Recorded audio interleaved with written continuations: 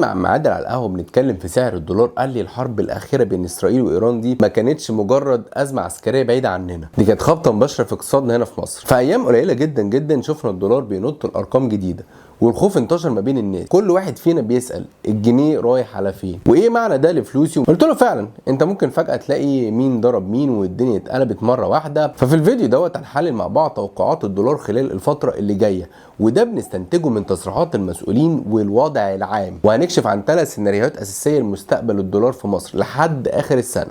يلا بينا خليكم معانا بعد الفاصل، وهات كوبايه الشاي بتاعتك.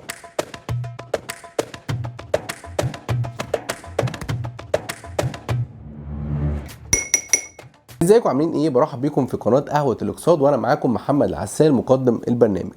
فلأول مرة تشوفنا دوس على اشتراك في القناة، هتلاقي كده علامة جرس دوس عليها عشان خاطر يجيلك كل فيديو بنعمله. قبل ما نخش في موضوع ايه كوباية الشاي بتاعتي كده ايه، وطبعا نحط النعناع، بحب الشاي بالنعناع، ويلا بينا ايه ندوس بقى. اول ما بدات الحرب الموضوع ما كانش مجرد خبر عاجل بنشوفه على التلفزيون، دي كانت بدايه ازمه اقتصاديه حسينا بيها كلنا بشكل فوري. تخيل في اول اسبوع بس من اشتباكات خرج من مصر حوالي 300 مليون دولار. الرقم دوت لوحده اثر على سوق الصرف. في نفس الوقت دوت امدادات الغاز اللي بتجيلنا من اسرائيل وقف، وده تسبب في توقف مصانع الاسمده بالكامل، وطبعا ده ضغط اضافي على الصناعه والطاقه في مصر. كل العوامل دي مع بعضها عملت ضغط رهيب على الجنيه المصري، وخلت سعر الدولار يزيد بسرعه. طبعا رجعت لنا مخاوف تاني من قدرتنا ان احنا ايه يعني نستورد بقى السلع الاساسيه، وازاي ده هيأثر على الاسعار في السوق. هل الاسعار كانت هتزيد ساعتها ولا لا؟ بس سرعان اول ما الحرب خلصت البورصه كانت عملت اعلى مكاسب اسبوعيه من اول 2025، والجنيه زاد تاني قدام الدولار بشكل سريع. اما معادل سالني احنا رايحين على فين، هنرسم مع بعض كده 3 طرق لسيناريو سعر صرف الدولار خلال 2025 لحد اخر السنه يعتبر.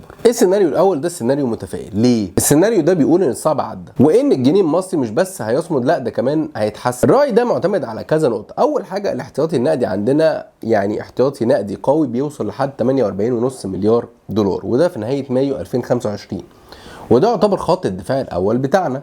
تاني حاجة عندنا نمو قوي في قطاعات مهمة زي السياحة اللي زادت بنسبة 26% من السنة، وتحويلات المصريين في الخارج اللي زادت بشكل واضح. ده غير الاستثمارات الخليجية الكبيرة من قطر والسعودية اللي بتضخ مليارات في الاقتصاد. لو كملنا على كده ومع سياسات نقدية ومالية بتدعم الموقف من البنك المركزي والحكومة، ممكن كمان سعر الدولار يستقر عند 45 جنيه كحد اقصى. السيناريو ده يعتبر اخد دفعة مؤخرا مع اخبار وقف اطلاق النار ما بين اسرائيل وايران، واللي خلتنا بعيننا نشوف ان حصل تراجع فوري في سعر الدولار في البنوك. السيناريو الثاني وده واقعي شويه، وده يعتبر السيناريو اللي هو اللي غالب او اللي اغلب المؤسسات الماليه بتميل ليه، ويعتبر الاكثر احتمالا. يعني مثلا كده هنلاقي جولدمان ساكس شايفه ان الجنيه المصري ممكن يتحسن قدام الدولار في 2025، وده بعد ما الجنيه كان واصل لمستوى قياسي جدا قبل كده.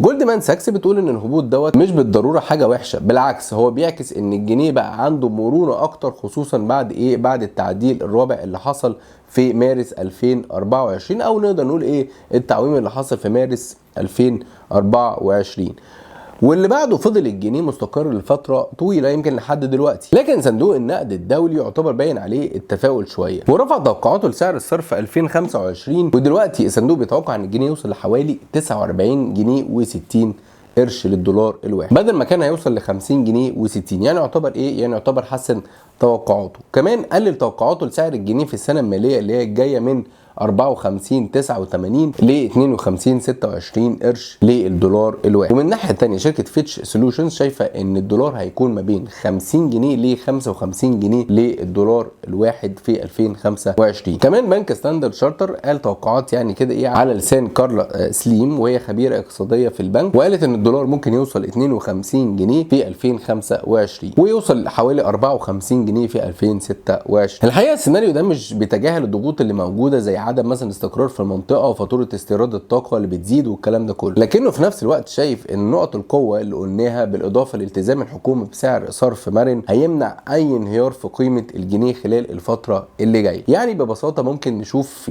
شويه تقلبات مثلا تحصل من اللي بيحصل في المنطقه، ممكن يحصل ارتفاع بسيط، لكن الوضع هيفضل تحت السيطره، والدولار هيتداول في اوائل الخمسينات كحد اقصى. المسار ده بيعكس اقتصاد بيواجه تحديات، لكن عنده برضو ادوات يقدر يدافع بيها عن ايه عن قيمه العمله. السيناريو الثالث معانا هو ده يعتبر السيناريو متشائم عن معاد. كلنا بنتمنى ان السيناريو دوت ايه ما يحصلش، لكن لازم برضو ايه نكون عارفين الطريق ده بيعتمد على ان الصراع في المنطقه يرجع يولع تاني او يكبر ويدخل فيه اطراف تانية، ولو ده حصل الضغوط على اقتصادنا هتزيد بشكل مرعب. الحقيقه ممكن نشوف موجه جديده واكبر من خروج الفلوس اللي هي الساخنه او الاموال الساخنه، وده هيضغط على سعر الدولار، وهنلاقي السياحه ساعتها هتقل ودخل قناه السويس هتقل وايرادات كتير ممكن تقل. فالسيناريو دوت سعر الدولار ممكن يكسر حاجز ال 55 جنيه ويكمل في زياده كمان، وده هيسبب تضخم عالي جدا وهيخلي مدخرات الناس قيمتها تقل بشكل كبير. السيناريو ده هيفضل محتمل طالما التوتر السياسي في المنطقه موجود، وللاسف التوتر لسه موجود. هنلاقي ان الحرب الاخيره ما بين اسرائيل وايران مش هتقف عند كده. انا متاكد ان اسرائيل هتروح تهاجم تاني ايران. ليه؟ لان اسرائيل ما حققتش كل اهدافها في الحرب.